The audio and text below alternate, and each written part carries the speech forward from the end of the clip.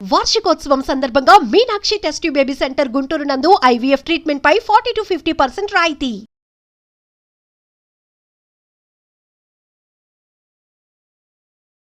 నమస్తే రమగారు. నమస్తే జయ. రమగారు, మనం గతంలో ఎలుక పిల్లతోటి ఐశ్వర్య అని ఒక కథ చెప్పుకున్నాం, మంచి సరదా కథ. అలాంటి కథలు ఏమైనా ఉన్నాయా?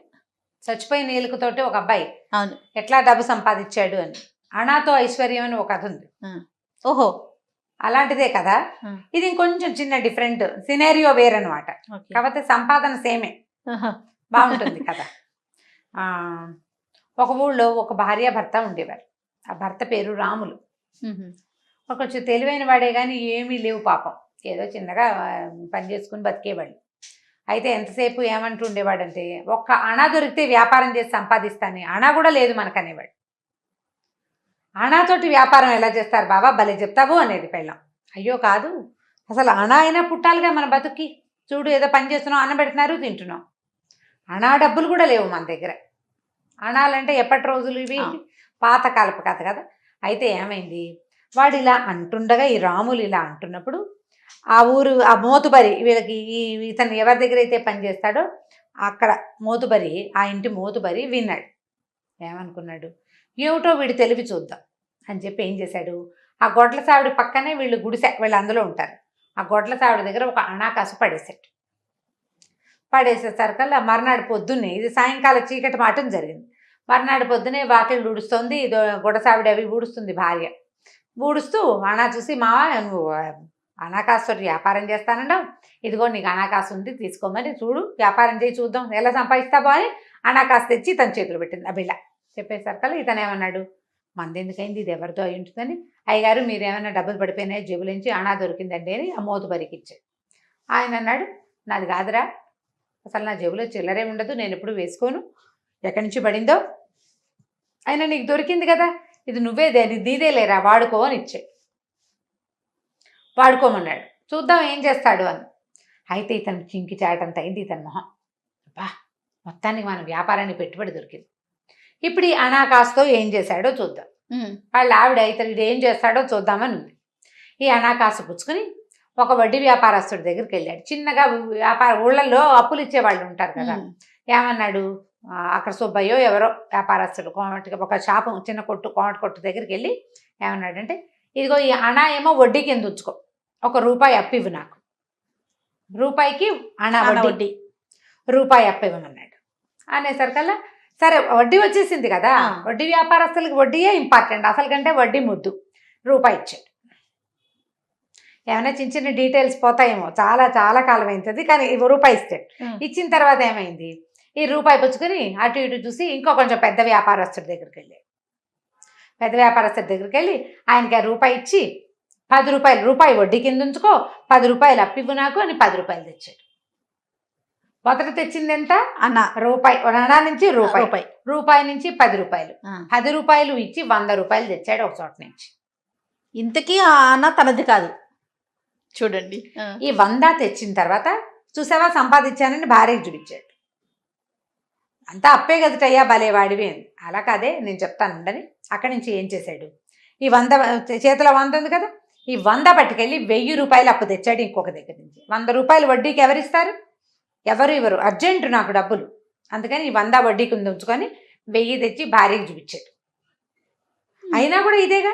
ఇది తీసుకున్న తర్వాత ఏం చేశాడు, ₹1000 ముందు 100 ఒక చోట తెచ్చాడు, ₹10 ఒక చోట తెచ్చాడు, రూపాయి ఒక చోట తెచ్చాడు, వాళ్ళందరూ అప్పులు తీర్చేశాడు. చిన్న అప్పులు ఏం లేవు, ఇప్పుడు కేవలం ₹1000 అప్పు ఒకటి మాత్రమే ఉంది. తెలివిగా పెద్ద అప్పు తెచ్చి చిన్న అప్పులు తీర్చుకోవాలి, తెలివైన వాడు చేసే పని. ఈ 1000 ఏం చేశాడంటే, ఇందులో కొంత డబ్బులు మళ్ళీ వాడేశాడు, 900 చిల్లరే ఉంది, 10 100 తీసేశాడు కదా, అందులో 900. అక్కడి నుంచి ఈ డబ్బులు పుచ్చుకొని వెళ్ళి పక్క ఊళ్ళో ధాన్యం వ్యాపారస్తుడు ఒకటి దగ్గరికి వెళ్ళాడు.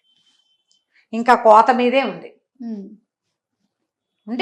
ఉండేసరికల్లా వెళ్ళి ఏమన్నాడు, మొత్తం అంతా నేనే కొంటా, కావాలంటే భయానా ఇదిగో 900 డబ్బులు, రేపు ఇవ్వబోయే డబ్బుకి ముందు భయానా ఎవడిస్తాడు, నువ్వు ఏ వ్యాపారస్తుడికి అమ్మకూడదు, మొత్తం ఇప్పుడు కళ్ళం మీదే నేను కొనేసుకుంటున్నా, నువ్వు ఎంతంటే అంత రేటు, వాళ్ళందరికీ ఎంతకు అమ్ముతావో అంతే, నీకు ఎవరు భయానా ఇవ్వరు, నేను నీకు ఇస్తున్నాను. భయానా డబ్బులు ముందే ఇచ్చేసాడు.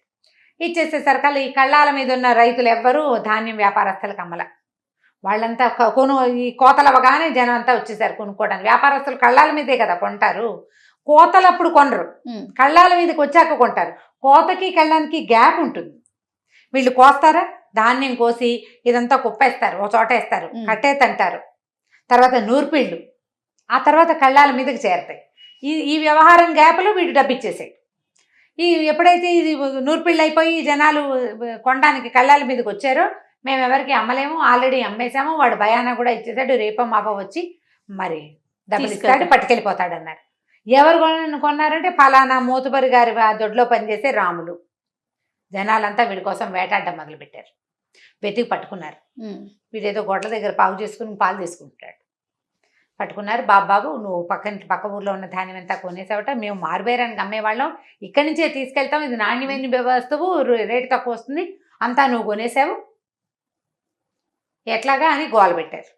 గోల పెట్టేసరికల్లా అతను ఏమన్నాడు, నాకేం అభ్యంతరం లేదు, నేను మొత్తం కావాలనుకున్నా, కావాలంటే మీ బేరం మీద ఒక 1000 రూపాయలు ఎక్స్ట్రా ఇచ్చి తీసుకెళ్ళండి, అసలు వస్తువు మీద అసలు మామూలుగా మీరు ఎంత కొంటారో దాని మీద ఒక 1000 ఎక్స్ట్రా ఇచ్చి పట్టుకెళ్ళిపోయింది, మొత్తం పట్టుకెళ్ళిపోయింది ఒకేసారి, నాకు అక్కర్లా, నేను ఇంకో చోట ఏర్పరచుకుంటాను అన్నాడు.